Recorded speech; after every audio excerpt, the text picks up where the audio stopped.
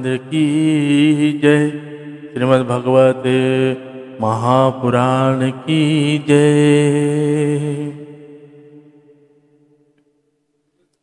आइए सभी भक्ति भाव से भगवान श्री राम जी के स्तुति गाते हैं।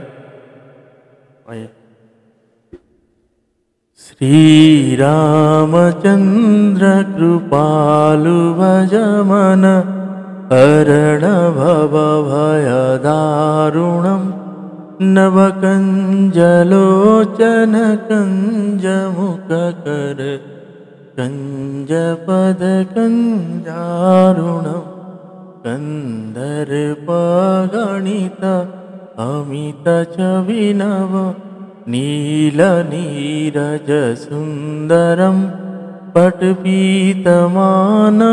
तडित रुचि शुचि नौमि जनक सुतावरम भजु दीनबंधु दिनेश दानव दैत्यवंश निकंदनम रघुनंदानंद कंद कौशल चंद दशरथ नंदनम सिरि मुकुट कुंडल तिलक चारु उदारु अंग विभूषणम आजानुभुज सर चापधर संग्राम जिति कर दूषणम इति वदति तुलसीदास शंकर शेष मुनि मनरंजनम मम हृदय कुंज निवास कुरु कामादिकलदल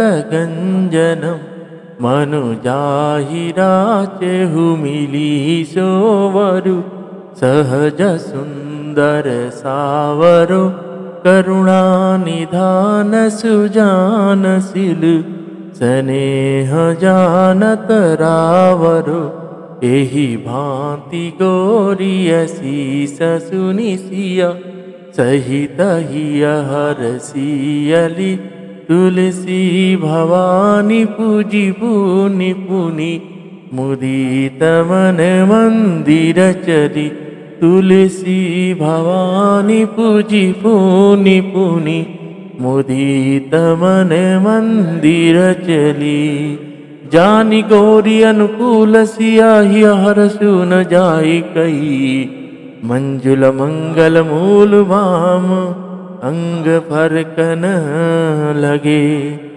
सियावर रामचंद्र की जय पवन सुत हनुमान की जय उमापति महादेव की जय। जय जय श्री सीताराम। आइए सभी श्रद्धा भक्ति से श्रीमद् भगवत गीता का संक्षिप्त केवल अर्थ श्रवण करते हैं। जय श्री राधे। तुमेव माता च पिता तुमेवा त्वमेव बन्धुश्च सखा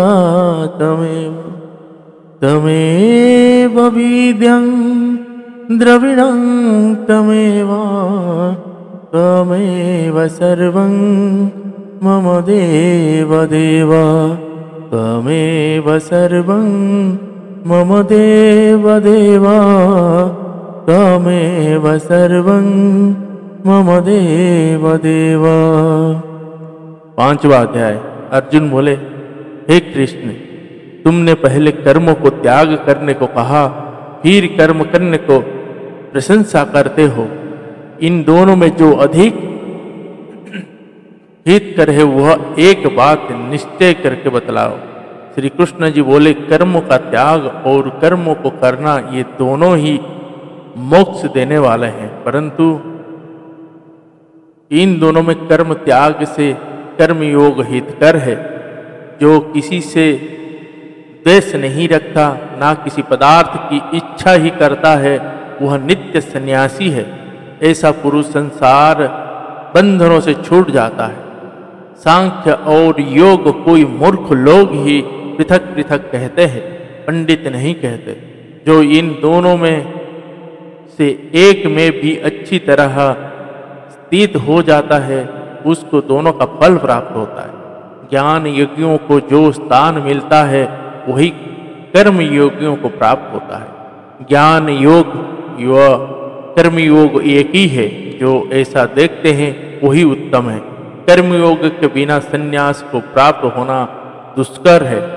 कर्म करने वाले मुनिजन को ब्रह्म प्राप्त होने में विलंब नहीं लगता। कर्मयोग युक्त शुद्ध अंतकरण वाला मन तथा इंद्रियों को जीतने वाला संपूर्ण प्राणियों में अपनी आत्मा को जीतने वाला कर्म करता हुआ भी कर्म फल से लिप्त नहीं होता। संख्या योगी तत्ववेता पुरुष देखते हैं, सुनते हैं, स्पर्श करते हैं, सूंघते हैं, खाते हैं, चलते हैं, सांस लेते हैं, तो भी यह मानते हैं कि मैं कुछ नहीं करता। ये बोलते हैं, त्यागते हैं, ग्रहण करते हैं,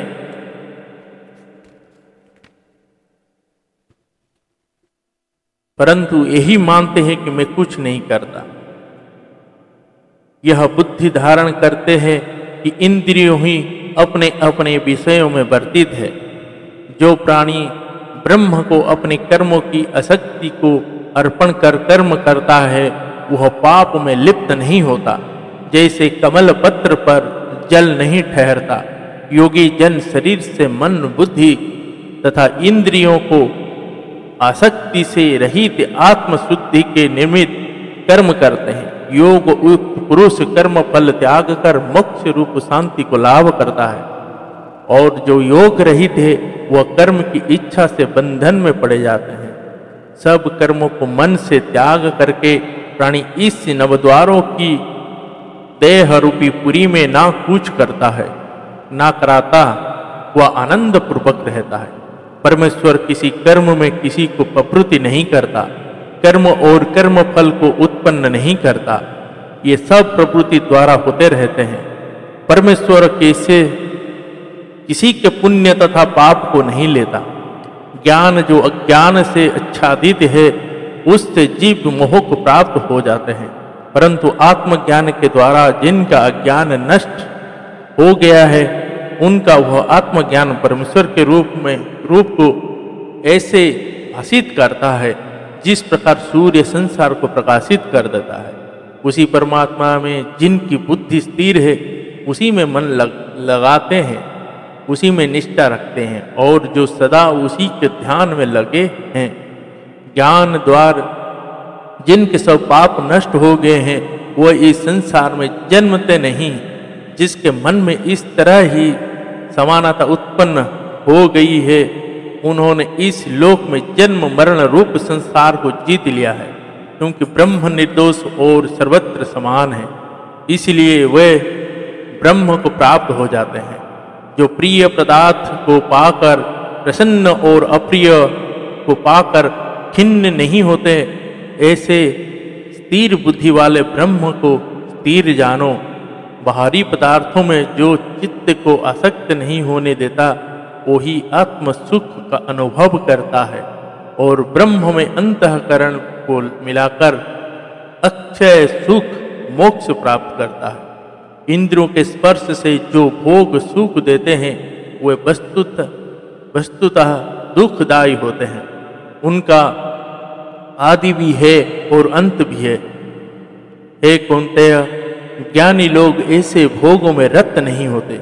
शरीर छूटने के पहले जो मनुष्य काम और क्रोध के वेग को सहन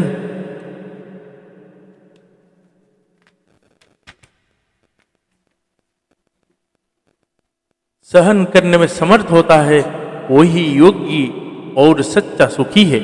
जो योगी आत्म सुख से सुखी, अंतरात्मा के आनंद से आनंदित और अंतर ज्योति से ही प्रकाशित है, वह ब्रह्म रूप होकर ब्रह्म निर्वाण को प्राप्त होता है।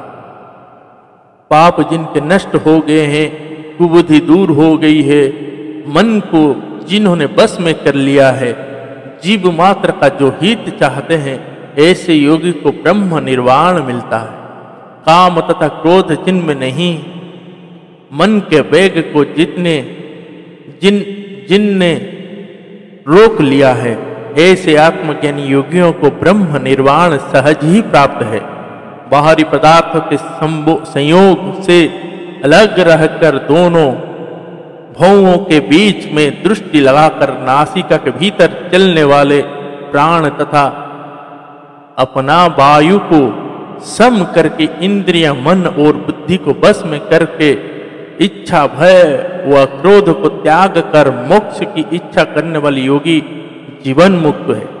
जो मुझको सब यज्ञों और तत्व का भोक्त संपूर्ण लोगों का स्वामी और सब प्राणियों का मित्र जानते हैं, उन्हीं को शांति प्राप्त होता है। जय जय श्री सीताराम। श्रीमद् भागवत गीता महापुराण की जय। श्री राधे कृष्ण भगवान की जय। श्री जगन्नाथ बलभद्र सुभद्रा भगवान की जय। जय जय श्री सीताराम।